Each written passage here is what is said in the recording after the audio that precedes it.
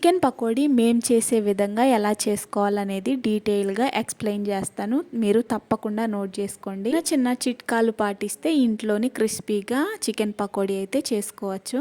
Chicken కడిగిన తర్వాత నీళ్ళు ఏం లేకుండా మొత్తం స్ట్రైన్ చేసుకోవాలి. అంటే చికెన్లో కొంచెం నీరు ఉన్నా సరే అల్లం వెల్లుల్లి పేస్ట్ వేసినప్పుడు సాల్ట్ వేసినప్పుడు నీరు యాడ్ అవుతుంది కాబట్టి చికెన్ క్రిస్పీగా రాదు. కలుపుకునేటప్పుడే కొన్ని జాగ్రత్తలు తీసుకుంటే చికెన్ పకోడీని ఈజీగా ఇంట్లో ప్రిపేర్ చేసుకోవచ్చు. ఉడికిన చికెన్ని నీరంతా తీసేసి ఒక పెద్ద బౌల్లో వేసుకొని దానిలో అల్లం వెల్లుల్లి పేస్ట్, ఒక స్పెషల్ మసాలా ప్రిపేర్ చేసుకుంటాము. ఆ మసాలా పొడి, కొద్దిగా చికెన్ మసాలా పొడి, టేస్ట్కి సరిపడా ఉప్పు, స్పైసీకి సరిపడా కారం కూడా యాడ్ చేసుకోవాలి.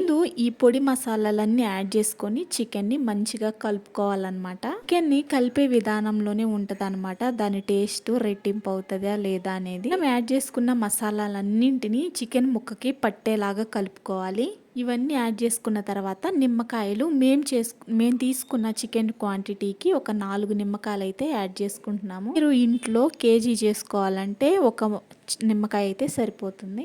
వీటన్నింటిని బాగా కలుపుకోవాలన్నమాట.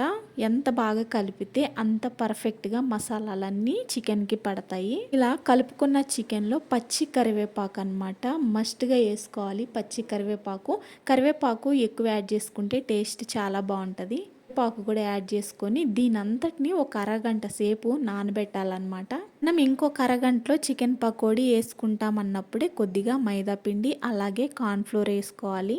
మైదా ఎక్కువ వేయద్దు, గట్టిగా వస్తుంది. ఒక గుప్పెడు మైదా వేసుకోవాలి, దానికి 2 గుప్పెళ్ళు కార్న్ఫ్లోర్ వేసుకోవాలి. అలాగే ఫుడ్ కలర్ కూడా వేసుకొని మంచిగా మిక్స్ చేసుకోవాలన్నమాట. వీటికి ఇంపుగా కనిపించాలంటే ఖచ్చితంగా ఫుడ్ కలర్ అనేది యాడ్ చేసుకోవాలి. ఫుడ్ కలర్ అంతా బాగా కలిపిన తర్వాత అజినోమోటో మీరు నచ్చితే వేసుకోండి, లేకపోతే వేసుకోవాల్సిన అవసరం లేదు. హెల్త్కి కూడా అంత మంచిది కాదు. మేము అన్నిటిలో యాడ్ చేయము కానీ కొన్నిటిలో కంపల్సరీ యాడ్ చేయాల్సి వస్తుంది.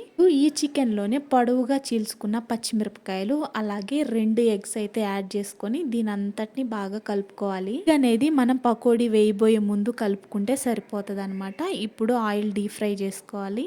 ఎప్పుడైనా పకోడీ వేసేటప్పుడు చూసారా ఆయిల్ ఇలా కాగుండాలన్నమాట. అప్పుడే అతుక్కోకుండా విడివిడిగా వస్తుంది. ఒకసారి మనం చికెన్ వేసేసిన తర్వాత దానిని తక్కువ మంట చేసుకొని మంచిగా ఫ్రై చేసుకోవాలి. ఇలా గోల్డెన్ బ్రౌన్ కలర్లో. సరే ఎంత కలర్ఫుల్గా ఫ్రై అయిపోయిందో దీనిపైన గార్నిష్ కోసం కరివేపాకు కూడా యాడ్ చేసుకున్నాము. అంతేనండి, ఈజీగా చికెన్ పకోడీ అయితే క్రిస్పీగా రెడీ అయిపోయింది.